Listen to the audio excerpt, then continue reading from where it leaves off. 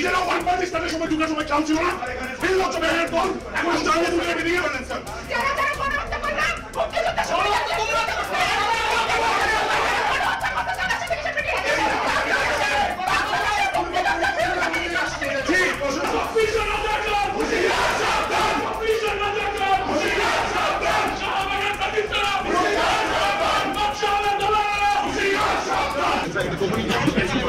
ঠিক আছে, কথা বলতে আমরা আসলে সরকারকে যেটা হয়েছে আমরা চাই চাই ডাকসু নির্বাচনটা হোক।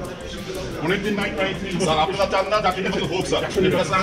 স্যার যদি হইতো স্যার, শিক্ষার্থীদের গত 5 মার্চ যাবত স্যার আমরা রাজপথে আছি। এখন এখন আমাদের দাবি নিয়ে আপনাদের কাছে ভোট দিব চলেন। আপনারা প্রশাসনে আসার আগে সময় আগে তো আমাদের শিক্ষার্থীদের দাবি আদায় বাস্তবায়ন দরকার ছিল। আপনারা সেটা করছেন। গত মিটিং একটা মতবিনিয়োগের সময় আপনাদের রেজুলেশন হয়েছে, সময় দিচ্ছেন 3 মাস, যেখানে দেশের সংবিধান সেটা পরিবর্তন করা সম্ভব। 3 মাসের মধ্যে আপনাদের ডাকসুর মধ্যে একটা গঠনতন্ত্র 7 পেজ, সেটা কেন 3 মাস সময় দিচ্ছেন?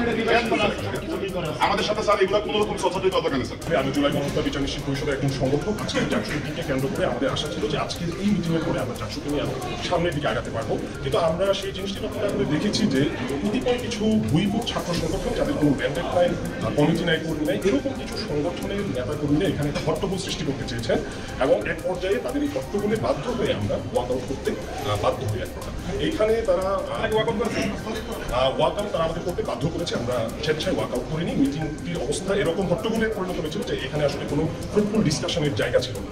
দ্বিতীয়ত একবারে বিএমএফ নিউজ, মানবতার পাশে সব সময়।